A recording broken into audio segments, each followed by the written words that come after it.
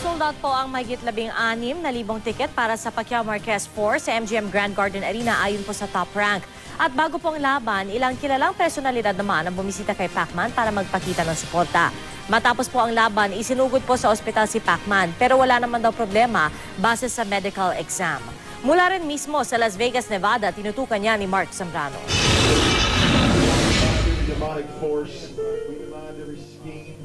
Bago ang main event, nanalangin muna si Manny at ang buong team Pacquiao sa isang Bible study.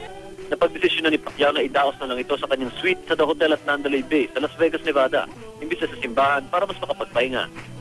Matapos nito, nagkaroon ng panahon si Pacquiao. Nagpakita ng suporta ang 3-weight division world champion na si Sugar Shane Mosley na nakalaban at natalo ni Pacquiao noong May 2011. Sa mga kuha bago ang fight night, masasabing tila may panatag na kalooban at peace of mind ang People's Champ.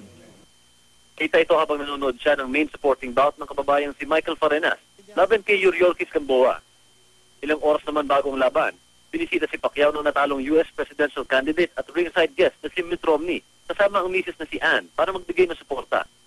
Ayon sa publicist ni Pacman, sinimulan daw ni Romney ang maikling pag-uusap sa pagsabing, "Hello Manny, I ran for president. I lost."